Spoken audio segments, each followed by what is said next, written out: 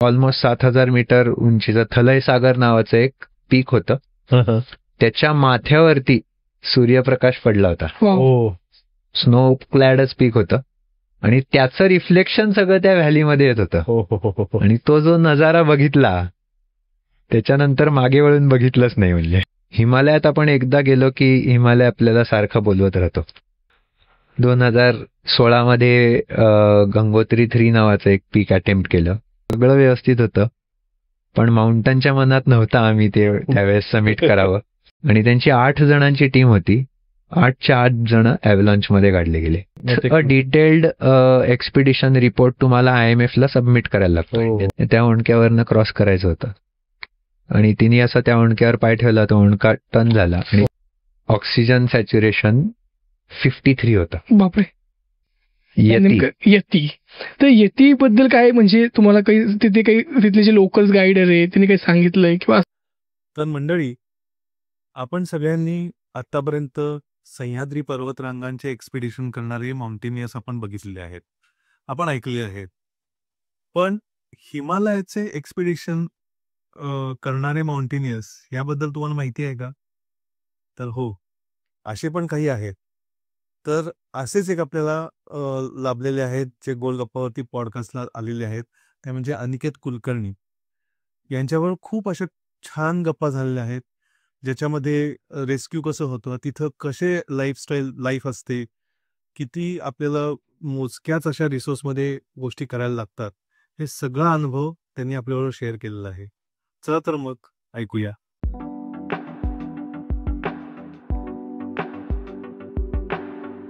तर कसे आहात मंडळी? गोलगप्पामध्ये आपलं स्वागत आहे. तर आज आहे आपल्यासोबत अनिकेत कुलकर्णी. ऍक्च्युली कसं आहे, हे आपल्याला माउंटेनियर बद्दल आपण आज जाणून घेणार आहे आणि त्यांची फॅमिली ऍक्च्युली वडिलांपासून ही प्रथा चालू झाली आहे, तर त्यांच्याकडून जाणून घेऊ की कसं हे चालू झालं journey actually. Hello Aniket. Hello. Yes.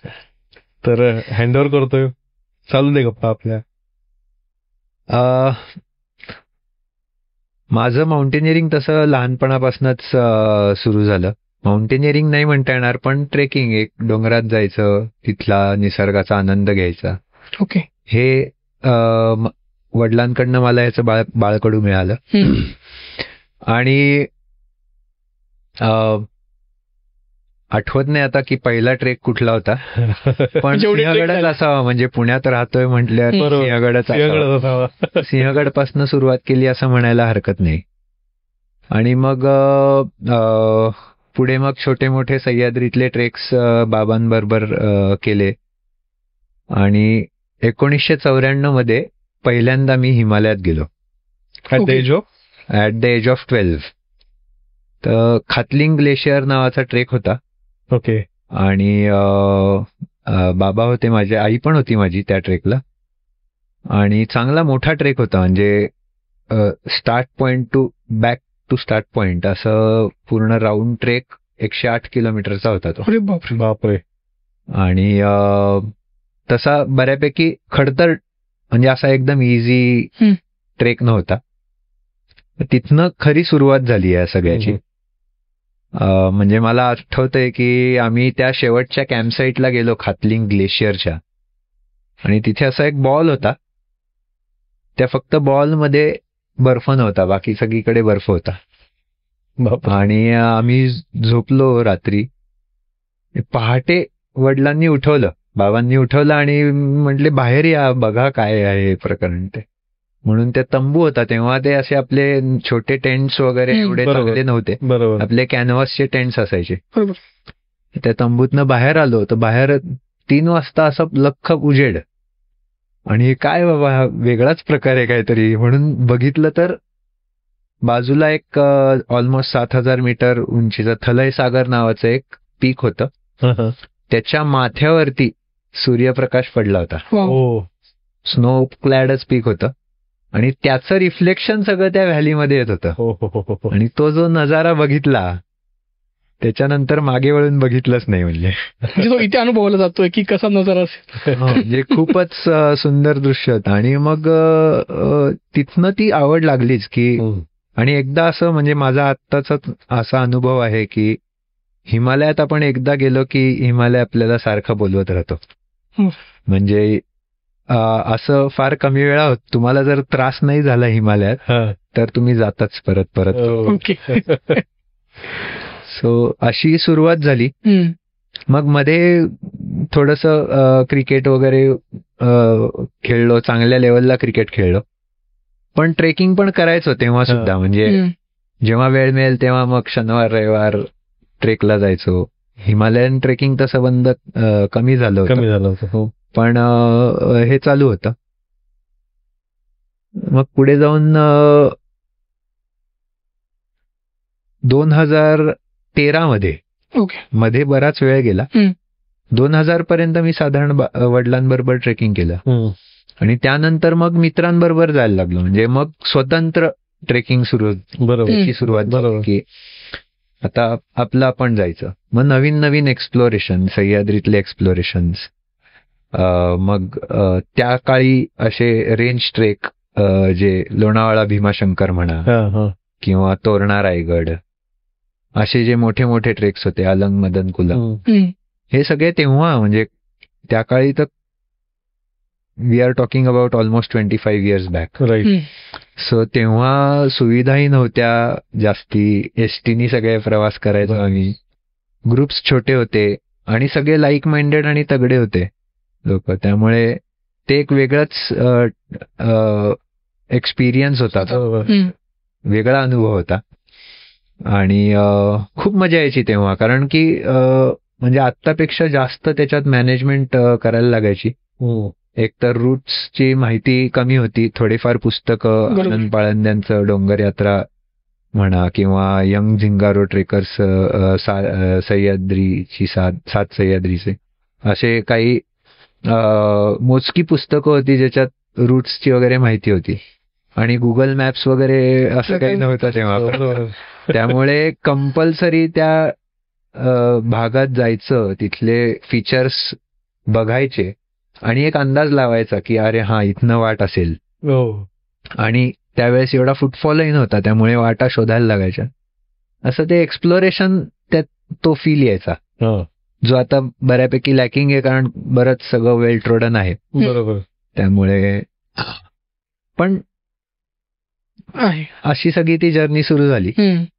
आणि मग 2013 मध्ये असं वाटलं की नाही, आता हे अजून चांगल्या लेवलला आपल्याला करायचंय. हिमालयातले ट्रेक्स त्याच्या आधी पण 2-3 केले होते मी, पण आपल्याला अजून चांगलं हिमालय, जसं सह्याद्री एक्सप्लोअर करतो तसं हिमालय आपल्याला एक्सप्लोअर करता आलं पाहिजे. मग त्यासाठी आपल्याला म्हणजे असंच उठलो आणि गेलो असं करून चालणार नाही. म्हणून मग त्याचं एक काही सायंटिफिक एज्युकेशन आपण ज्याला म्हणू ते घेतलं पाहिजे. म्हणून 2013 मध्ये बेसिक माउंटेनिअरिंग कोर्स साठी ऍडमिशन घेतली मी. ती कुठे? बऱ्यापैकी लेट होतं ते माझ्या आयुष्यात, 31 होतं. ती ऍडमिशन कुठे घेता? ती मी अब्विमास, Atal Bihari Vajpayee Institute of Mountaineering and Adventure Sports म्हणून आहे मनालीमध्ये. तिथं मी ते कोर्ससाठी एनरोल केलं आणि तो 1 महिन्याचा कोर्स होता. ओके. आणि हे जे कोर्सेस असतात माउंटेनिअरिंगचे, हे म्हणजे मी असं या चॅनलच्या माध्यमातून सगळ्यांना सांगेन की ज्यांना या विषयात इंटरेस्ट आहे त्यांनी हा कोर्स नक्की करावा. म्हणजे त्यांना अगदी सिरियस माउंटेनिअरिंग नसेल जरी करायचं तरी सुद्धा केला पाहिजे, एक अनुभव म्हणून. कारण 1 महिना तुम्ही माउंटन मधलं सर्वायवल अनुभवता, हे तुम्ही अनुभवता तिथे आणि शिकता. बरोबर. आणि त्यातनं तुमचा जो काही कॉन्फिडन्स वाढतो आणि एक क्षमता, आपल्या क्षमतेची जाण होते, आपल्याला कळतं की आपली कुठपर्यंत उडी आहे ते कळतं. आणि थोडंसं म्हणजे आपल्या सगळ्यांच्याच आयुष्यात मला असं वाटतं की थोडीशी डिसिप्लिन लॅकिंग असते. बरोबर. तर हे जरा इन्स्टिट्यूट आर्मीशी रिलेटेड आहेत, डिफेन्स मिनिस्ट्रीच्या अंडर येतात, त्यामुळे तिथलं ट्रेनिंग पण थोडं त्या स्टाईलचं असतं. आणि म्हणजे आता अटल बिहारी वाजपेयी मध्ये नाही, पण बाकीचे जे इन्स्टिट्यूट्स आहेत, निम वगैरे, याचे प्रिन्सिपल वगैरे आर्मीचेच असतात. HMI चे प्रिन्सिपल आर्मीचे असतात. म्हणजे पोस्टेड त्यांची पोस्टिंग तिथं झालेली असते. असं ते सगळं असतं. त्यामुळे तिथे एक वेगळी शिस्त असते. सकाळी 6 ते रात्री 9चा जो काय असं फुल ऍक्शन पॅक्ड ते तयार होता सगळे. तर तो कोर्स केला. मग कोर्स केल्यानंतर 2014 मध्ये स्टोक कांगरी नावाचं एक पीक आहे लेहमध्ये. 6135 मीटरचं पीक आहे ते केलं. म्हणजे ती गिर्या म्हणजे असे प्रॉपर गिर्यारोहणाची सुरुवात म्हणता येईल. बरोबर. सायंटिफिक लर्निंग झाल्यानंतर एक मी पहिलं ते ट्रेकिंग पीक आहे ऍक्च्युली. म्हणजे त्यातल्या त्यात जे 6000 मीटरपेक्षा जास्त उंचीचे जे शिखर आहेत हिमालयात त्यातल्या त्यात इझियर पीक आहे. त्याला ट्रेकिंग पीक म्हणतात. तिकडं गेलो आणि तो पण अनुभव असा खूप सुंदरच होता. म्हणजे थोडा आमचा अनुभव कमी होता त्यावेळेस ऍज अ टीम, कारण की कोणीच याच्या आधी असं एक्सपिडिशन केलं नव्हतं आणि 5 जणांची टीम होती आमची. त्यापैकी 3घांना त्रास झाला ऑल्टिट्यूडचा आणि ते मधनं खाली आले आणि आम्ही 2 जण होतो. आम्ही कंटिन्यू केलं. अनफॉर्च्युनेटली तेव्हा आम्हाला समिट नाही करता आलं, कारण दुसऱ्या एका टीम मध्ये एक ऍक्सिडेंट झाला आणि ज्याचा ऍक्सिडेंट झाला त्याच्या रेस्क्यू मध्ये आम्ही पण इन्व्हॉल्व्ह झालो, कारण त्याचा फॉल झाला तिथं आम्ही सगळ्यात जवळ होतो. म्हणून मग आम्ही त्या मदतीला गेलो त्या मुलाच्या आणि रिटर्न आला त्याला त्या रेस्क्यू मध्ये इन्व्हॉल्व्ह झाल्यामुळे आमची वेळ गेली. आम्ही बेस कॅम्पला आलो आणि त्या रात्रीपासून स्नोफॉल सुरू झाला, त्यामुळे आम्हाला दुसरा चान्स मिळालाच नाही वर जायचा. सो ते समिट नाही करू शकलो. मग त्यानंतर 2015 मध्ये मी एक गिरीप्रेमी संस्थेतर्फे एक एक्सपिडिशन केली. माउंट नलिनी म्हणून पीक होतं ते खरं तर अनक्लाइम्ड पीक होतं. आमची टीम होती, फर्स्ट असेंट होता आमचा. आणि मग आनंद माळीच्या नेतृत्वाखाली मी ती एक्सपिडिशन केली आणि ते ऑफिशियली म्हणजे असं माझं फर्स्ट समिट आपण म्हणू शकतो. थोडं 5250 मीटर हाईट होती त्याची आणि त्याला आम्ही माउंट नलिनी म्हणून नाव दिलं. ते हिमाचल प्रदेशमध्ये हमता पासच्या अगदी जवळ शिखर होतं. मग त्याच्यानंतर म्हणजे मागे बघितलंच नाही. दरवर्षी हिमालयात आणि दरवर्षी मिनिमम एक एक्सपिडिशन असं करत राहिलो. सह्याद्री सारखंच तिकडं आता चालू झालेलं आहे तुमचं. असं म्हणायला हरकत नाही. 2016 मध्ये गंगोत्री 3 नावाचं एक पीक अटेम्प्ट केलं. ते बॅड वेदरमुळे आम्हाला सोडावं लागलं. 2017 मध्ये स्पँगनॅक्री म्हणून एक शिखर आहे लेह रिजन मध्ये, ते सक्सेसफुली समिट केलं. ते 6400 मीटरचं पीक होतं आणि that was our first Maharashtrian ascent on the peak.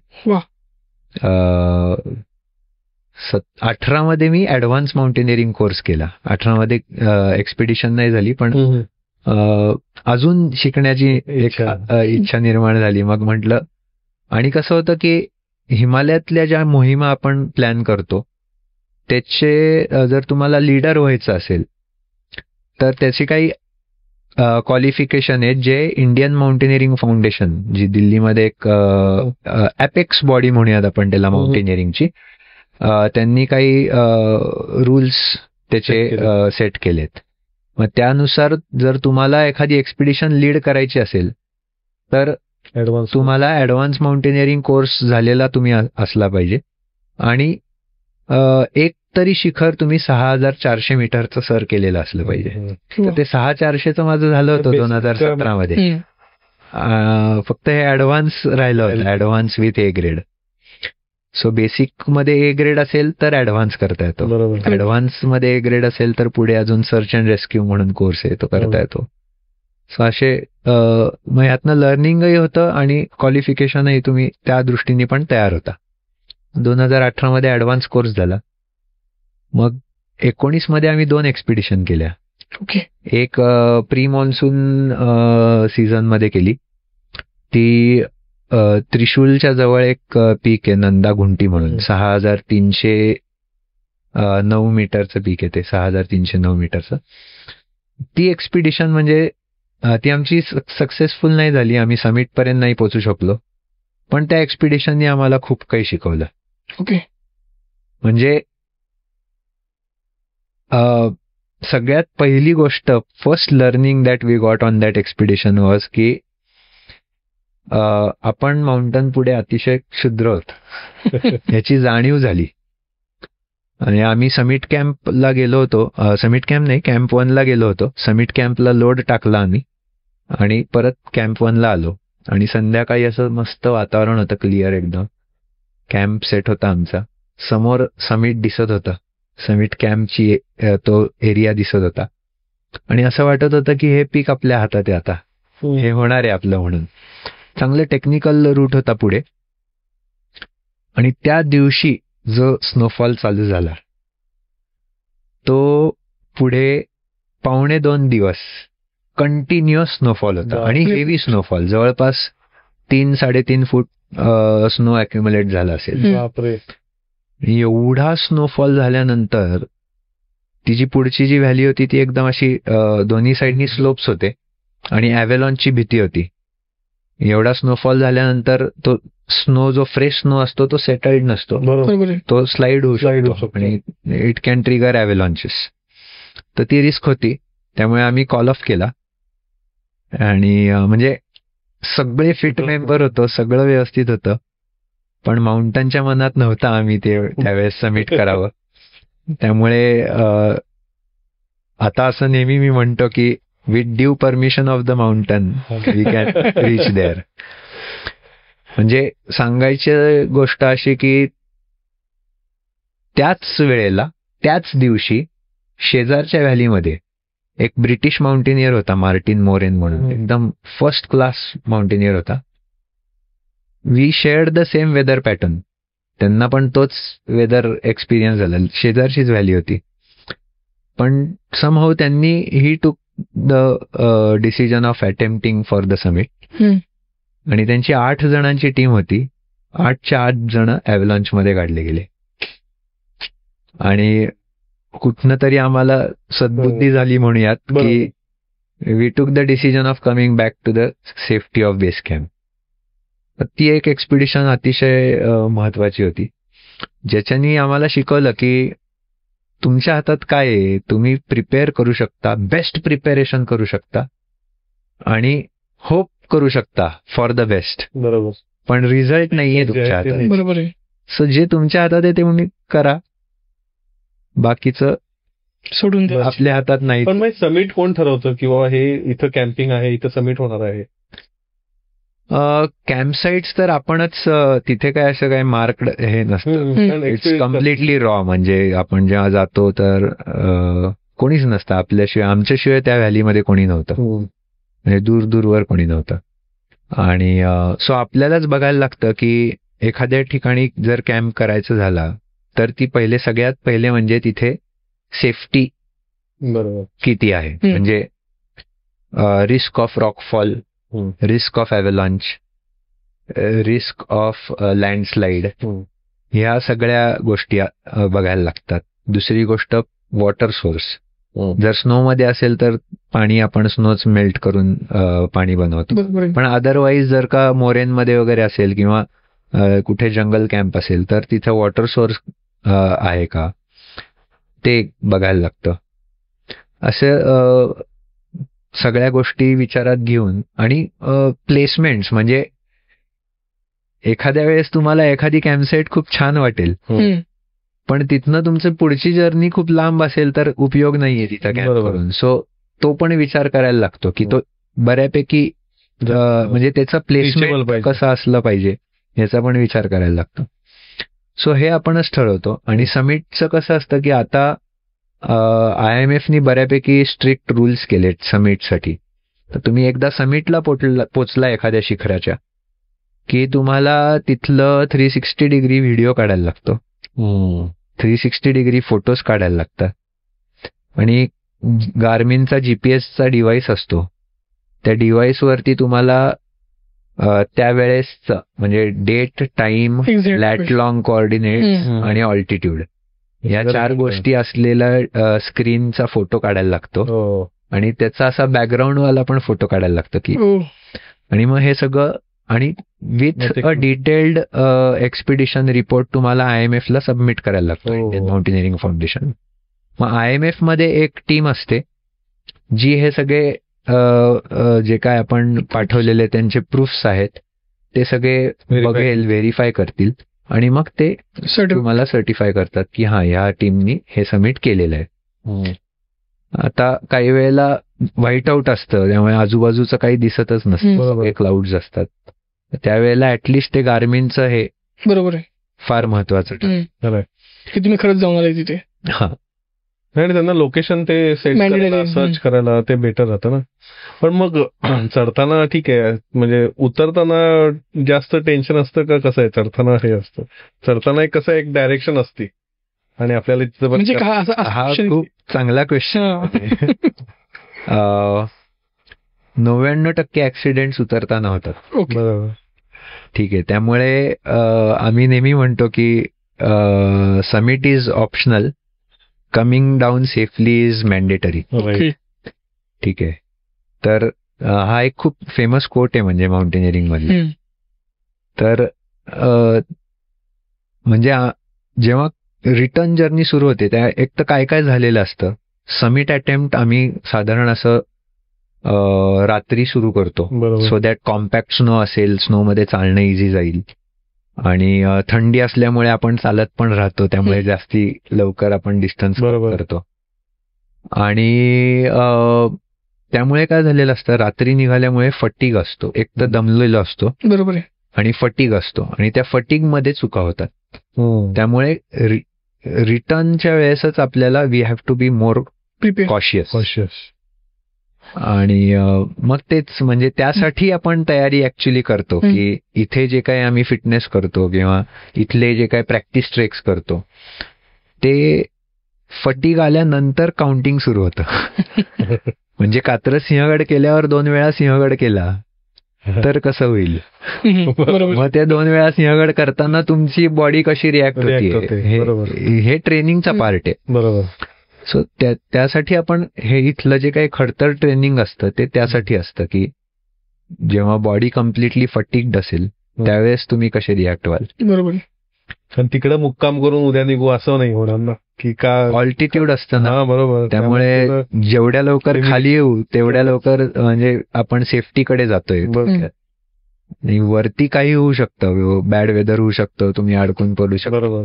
So आज जर तुम्हाला वेदर परमिट करत असेल आणि तुमच्या अंगात त्राण असेल तर खाली जाणं नक्कीच बेटर. बरोबर. असे काही चॅलेंजेस झाले का की जेव्हा एखादा टीम मेंबर आहे आणि त्याला काहीतरी प्रॉब्लेम आलाय किंवा त्याला श्वास घ्यायला त्रास होतोय? याच एक्सपिडिशनला झालं ऍक्च्युली, नंदा घुंटी एक्सपिडिशनला. आमच्या बरोबर आमची एक मेंबर होती. आमची टोटल 7 जणांची टीम होती, त्यातली एक स्मिता काळे म्हणून एक आमची मेंबर होती.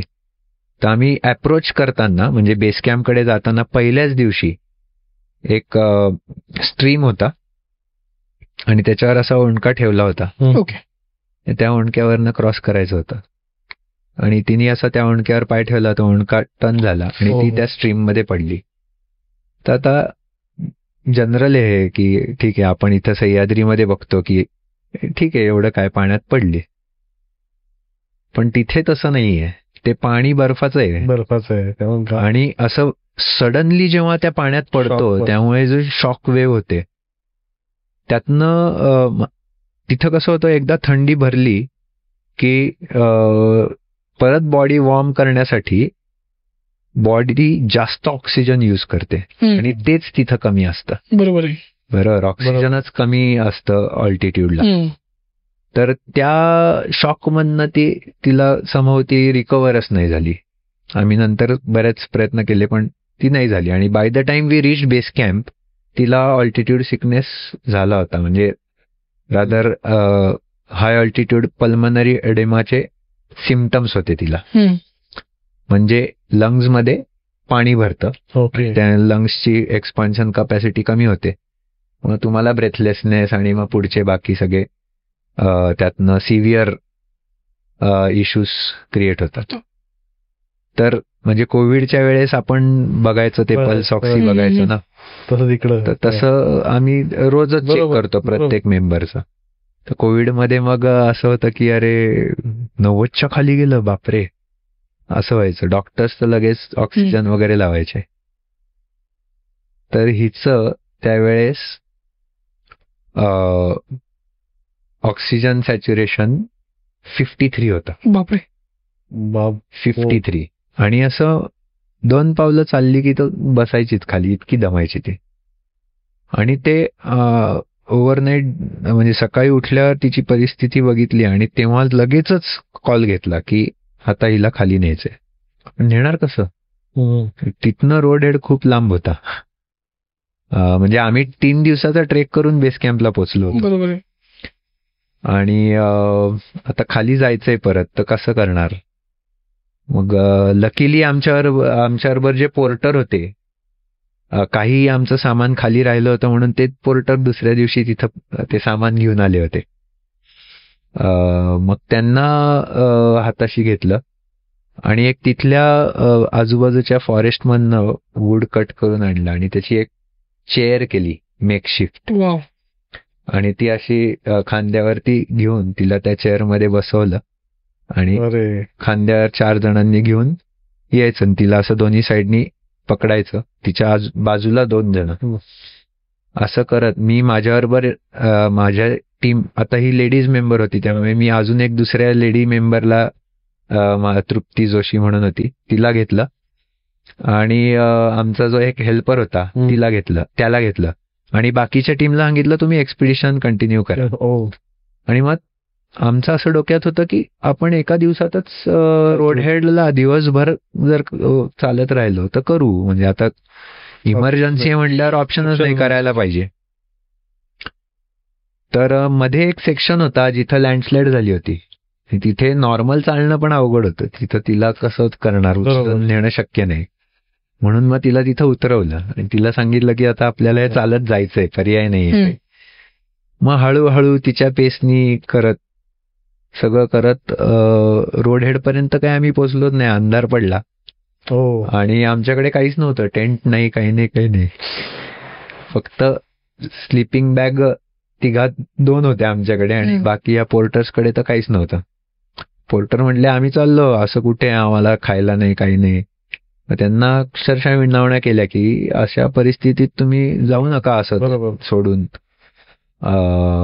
आपण बघू, खाली गेल्यावरती तुम्हाला जेवायला घेऊन जातो वगैरे, असं जरा गोड बोलून. आणि आमच्याकडे जे काय होतं ते आम्ही त्या पोर्टर्सला दिलं. आम्ही म्हटलं आम्ही बघतो, आणि तिला दिलं, तिला तर देणं मॅन्डेटरी होतं. असं करत मग एक रॉक शोधला, त्याच्या आडोशाला आम्ही ती रात्र काढली हिमालयात, विदाऊट टेंट, कडाक्याची थंडी. आणि अशी ती रात्र त्या पेशंट, तिला स्लीपिंग बॅग मध्ये तिला तिची एक स्लीपिंग बॅग दिली, दुसरी माझ्याबरोबर जी होती तृप्ती, तिला एक स्लीपिंग बॅग दिली. आणि मी आणि पोर्टर्स त्या आग होती त्याच्यावरती रात्रभर बसूनच ऑलमोस्ट. असं करून मग ती रात्र काढली. बाय द टाइम आम्ही रोड हेडला पोचलो, road head was at 1900 metres. तर तिथं पोचेस्तोवर ते ऑक्सिजन लेवल वाढला होता हवेतला, त्यामुळे ती पण बऱ्यापैकी ओके झाली होती. इतकी ओके झाली होती की ती म्हणली की अनिकेत दादा आता मला ओके वाटतंय, परत जायचं. म्हटलं जायचं, पण इथनं घरी जायचं आता डायरेक्ट. मग तिचं सगळं तिकीट्स वगैरे करून दिले तिला पाठवून दिलं आणि परत सगळं क्लाइंब करून बेस कॅम्पला गेलो. मग त्या टीमला परत जॉईन झालो. मग तिथनं पुढे परत ती एक्सपिडिशन. रात्री प्राण्यांची भीती असेल ना त्या भागात होती. त्या भागात खूप अस्वल आहेत. बरोबर आहे. हिमालयन ब्राऊन बेअर खूप आहेत तिथे. इनफॅक्ट आम्हाला असं दिसलं, म्हणजे असं एका ठिकाणी आम्ही पाणी आणायला गेलो होतो, म्हणजे ते यांना तिथंच बसवलं होतं दगडापाशी, आणि पाणी आणायला मी आणि 2 पोर्टर गेलो होतो. त्यावेळेस येताना आम्हाला अस्वल दिसलं खाली. तेही डोक्यात की अरे बाबा, हो खरंच की आपल्याला सवय नसते, ते म्हणजे अगदी निवांत होते की अरे हा ठीक आहे आता काय. हिमालयात कोणतरी एक प्राणी पण असतो कोणता तरी, की त्याचं बऱ्याच वेळा नाव घेतलं गेलेलं आहे, बऱ्याच पुस्तकात पण त्याचा रेफरन्स आहे, किंवा त्याची सावली दिसली गेली आहे, किंवा त्याचा पाय दिसला गेलेला आहे. नेमकं यती. तर यती बद्दल काय, म्हणजे तुम्हाला काही तिथे काही तिथले जे लोकल्स गाईडर आहे त्यांनी काही सांगितलंय किंवा असं काही? तसे किस्से भरपूर आहेत, पण पर्सनली मी कधी काही अनुभवलेलं नाहीये. ओके.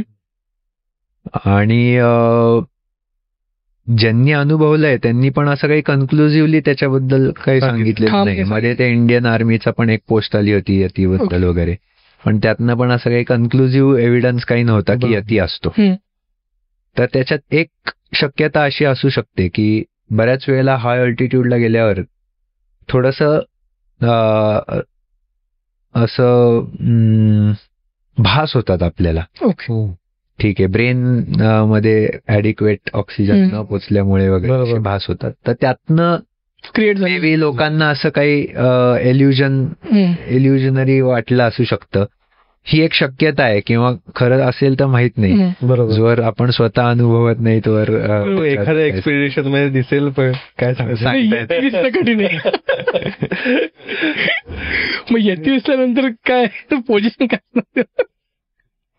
तसं काय आहे की नॉर्मली आम्ही आता आम्ही पुढच्या महिन्यात एका एक्सपिडिशनला जाणार आहे. तर एक शेड्यूल बनवलंय, पण ते सगळं अनसर्टन्टी मध्येच जाणं आहे. आम्ही इथनं किती शेड्यूल बनवलं तरी तिथं गेल्यावरती वेदर बघून, बाकी सगळ्या गोष्टी बघून जे काय निर्णय घ्यायचे ते ऑन द स्पॉट घेतले जातात. त्यामुळे अनसर्टन्टी ही माउंटेनिअरिंग एक्सपिडिशन मध्ये असते. ती दिसला सपोज तर ती पण एक अनसर्टन इव्हेंटच आहे म्हणायचं. एकदम. आणि बघू तेव्हा काय व्हायचं ते. संकट आलं ते खूपच छान. सेल्फी घेतली जाईल बाकी. पण मग आता आपण जर बघितलं गेलं तर आत्ताच्या डिस्कशन वर असतंय की माउंटेनियर हे फक्त असं ट्रेकिंग आणि नाहीये, ही एक लाईफस्टाईल आहे. तर त्याबद्दल कसं म्हणा की त्या महिन्याभरामध्ये माझं सगळं ते हे करायचंय असं? नक्कीच. म्हणजे कसं होतं, हा आता बराच मुद्दा तसा महत्वाचा आहे. बरेच जण जे ट्रेकिंग करत असतात ते म्हणतात की मी माउंटेनियर आहे. ओके. तर असं नाही. ऍक्च्युली माउंटेनिअरिंग ही खूप व्हास्ट कन्सेप्ट आहे. माउंटेनिअरिंग मध्ये it is the art of survival in the mountains. ठीक आहे, मग त्यामध्ये तुम्ही बेअर मिनिमम रिसोर्सेस मध्ये त्या एखाद्या अशा अननोन अनसिक्युअर्ड जागी कसं सर्व्हाइव्ह करू शकता आणि आनंदी राहू शकता, हे माउंटेनिअरिंगचा विषय. ठीक आहे, trekking is walking from point A to point B on un uneven terrain किंवा नॅचरल टेरेन. हे जर आपण डेफिनेशन ऑफ अ ट्रेक म्हटलं तर असं आहे. बरोबर. हायकिंग मध्ये आपण एक डोंगर चढतो आणि परत येतो. ठीक आहे, पण माउंटेनिअरिंग हे सगळ्यात इन्क्लुझिव्ह आहे. म्हणजे माउंटेनिअरिंग मध्ये ट्रेकिंग पण येतं, कॅम्पिंग पण येतं, सर्व्हायव्हल पण येतं, टेक्निकल गोष्टी पण येतात. मग व्हॅली क्रॉसिंग म्हणा, रॅपलिंग म्हणा, रॉक क्लाइम्बिंग म्हणा, हे सगळे जे टेक्निकल ऍस्पेक्ट्स आहेत ते पण येतात.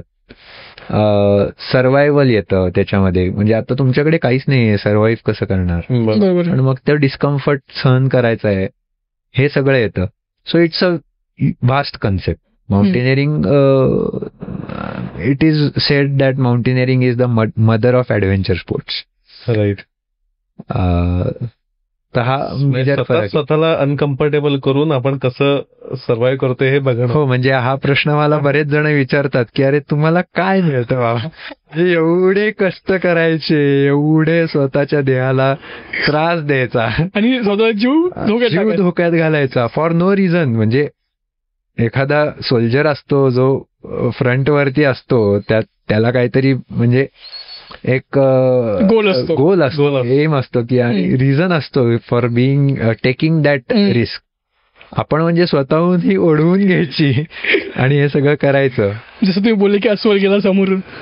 अस्वल गेलंय, असं झालंय, बिबट्या गेलाय, समोरून. कम्फर्टेबली अनकम्फर्टेबल व्हायचं असं आहे ते. आणि ते एन्जॉय करायचं. म्हणजे आम्ही हा, तेच म्हणतो ना. की we have to enjoy the discomfort. आणि जो हा डिस्कम्फर्ट एन्जॉय करू शकतो ना, त्यालाच त्या माउंटेनिअरिंग मधला आनंद बरोबर आहे. समजू शकतो.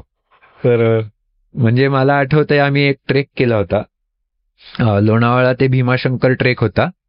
आणि वर्ण नव्हता तो, आम्ही बरेच असे वर खाली असं उद्योग केला होता म्हणजे थोडक्यात. आणि तेही आम्ही एकाच दिवसात करायचं असं काहीतरी प्लॅन होता आमचा. वेडा बरोबर. प्लॅन होता असा. तेव्हा असं झालं होतं की एका स्टेजला आम्ही एवढे दमलो होतो की शेवटचा पार्ट आम्ही अक्षरशः रांगत केला. आणि माझा मित्र म्हटला असं माझ्याकडे केविल वाणावर, अरे आपण का करतोय. तर त्या काला खरं सांगायचं तर काही उत्तर नाहीये, पण जेवढं हे करतो तेवढं ते वेळ वाढत जातो असं म्हणूयात आपण. किंवा काही लोकांनी असं पण म्हटलंय की त्या काचं उत्तर सापडेस्तोवर आपण हे करत राहूयात, असं पण काही लोकांनी म्हटलंय. बरोबर. सो त्याला काही रिझन नाही. पण म्हणजे कुठपर्यंत जायचं असं काय ठरवलंय का काय? जितकं एन्जॉय करता येईल तितकं जायला काही हरकत नाही असं वाटतं कधीतरी. म्हणजे आजकाल असं बरंच आहे की आता चला एव्हरेस्ट करायचं आहे, गोल आहे. बरोबर. हा एक माइलस्टोन असू शकतो मला वाटतं, पण हा गोल असू शकतो नाही असू शकत. म्हणजे there are so many things to do. म्हणजे डेफिनेटली अचीवमेंट आहेच. एव्हरेस्ट म्हणजे वर्ल्ड हायेस्ट पीक, राईट, ह्याची अचीवमेंट आहेच. हा एक माइलस्टोन पण आहे. पण इथं संपणार नाही माउंटेनिअरिंग. म्हणजे खूप गोष्टी आहेत अजून, खूप काय चॅलेंजेस असतील. अनेक ठिकाणी आजपर्यंत म्हणजे मानवी पाऊल पोचलंच नसेल अशा पण गोष्टी जागा असतील. बरोबर आहे. तर there is lot to do.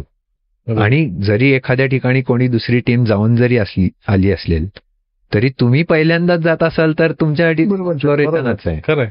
ठीक आहे. सो खूप आहे करायला. सो मी तेच म्हणेन की जोवर आपण एन्जॉय करतोय आणि जोवर फिजिकली आपल्याला शक्य आहे, फिजिकली आणि financially, it is a very expensive sport. आणि हा असा स्पोर्ट आहे ज्याला ऑडियन्स नाहीये. आणि ऑडियन्स नसल्यामुळे तिकीट नाहीये आणि त्यातनं अर्थार्जन होत नाही. त्यामुळे म्हणजे पैसे पण घालायचे आपणच, तो डिस्कम्फर्ट पण सहन करायचा. हे जिथपर्यंत एन्जॉय करता येतंय तोवर करत राहायचं. बरोबर. असं सगळं. येस, मस्त गप्पा झाल्या. येस. अजून आपण त्याच्यात बरंच खोलमध्ये जाऊ, पण आज आपण थांबतोय. तर मस्त, खूप छान वाटलं. खूपच छान वाटलं असं. धन्यवाद. थँक्यू. तुम्ही मला इथे गप्पा मारायला बोलवलं. तुमच्या या चांगली कन्सेप्ट आहे आणि खरंच गप्पा झाल्या आपल्या. बरोबर. त्यामुळे मजा आली मला पण इथे.